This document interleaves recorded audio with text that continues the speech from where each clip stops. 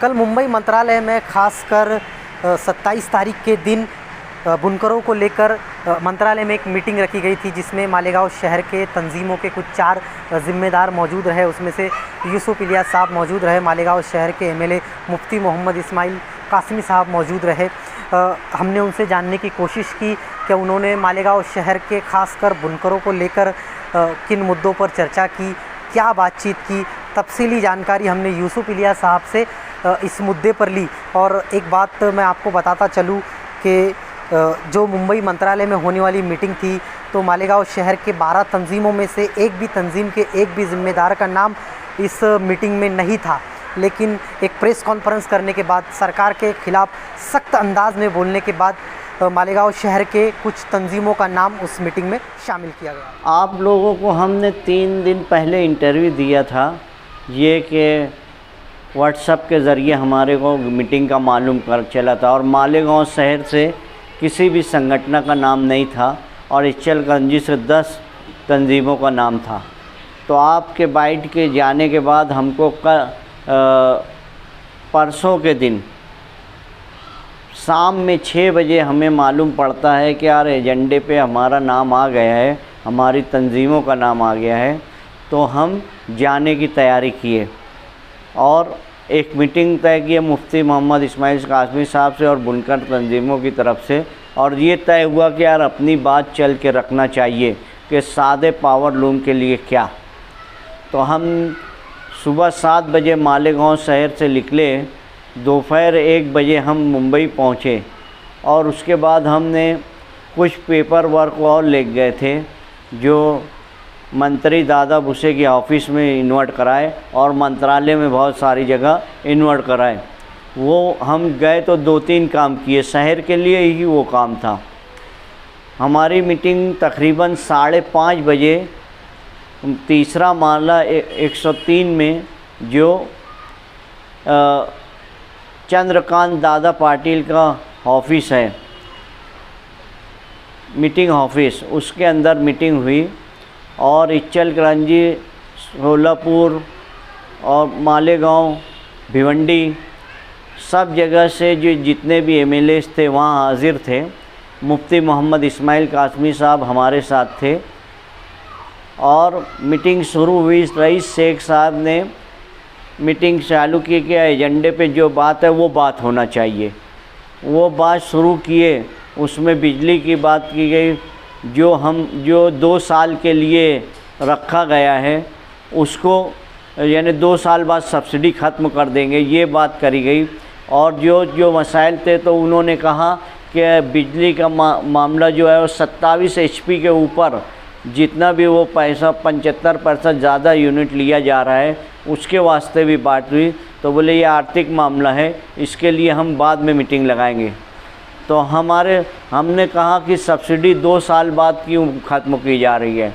चंद्रकांत पाटिल साहब ने ये बोला कि यार वो सोलार जो लगाएंगे उसके लिए 2 साल की, बाकी सादे पावर लूम वालों के लिए सब्सिडी जारी रहेंगी, ऐसा उन्होंने आश्वासन दिया है। हमने ये देखा और बातें रखी गई कि सादे पावर लूम के वास्ते क्या। तो उन्होंने कहा कि हम सोच रहे हैं, कर रहे हैं, सब तरीके से उन्होंने आश्वासन रखा। बहरहाल ज़्यादा इचलकरंजी के हलवंकर साहब और दूसरे लोग ही ज़्यादा बात किए।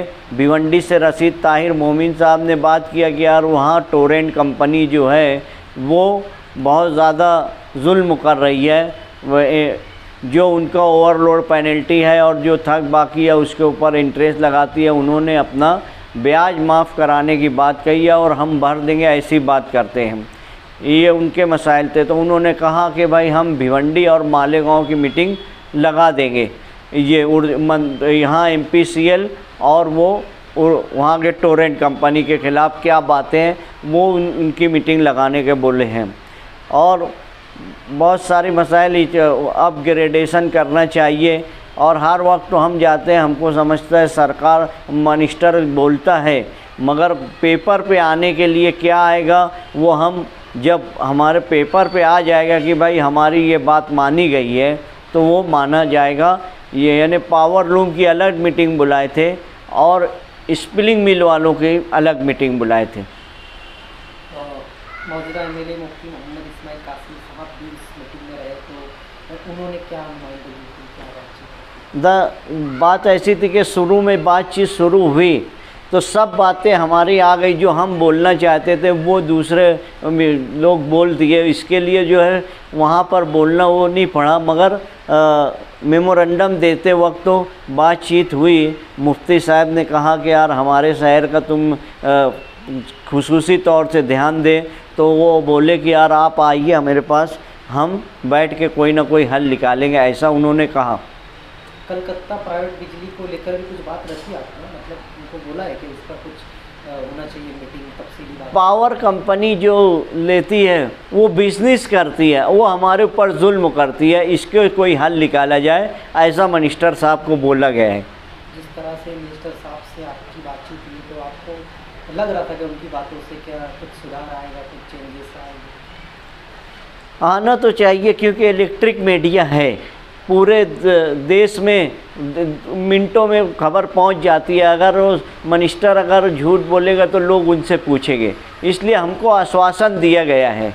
अभी पेपर पे जब आ जाएगा, जैसा कि वो बोले कि 2 साल के लिए सोलार का लोग जो इस्तेमाल करेंगे उनकी सब्सिडी ख़त्म की जाएगी, मगर ऐसा नहीं लिखा हुआ है कि सादे पावर लूम वालों को सब्सिडी जारी रहेगी। वो लिखना चाहिए, उसको वो कागज़ पर आना चाहिए, ऐसा हमारा मुतालबा है।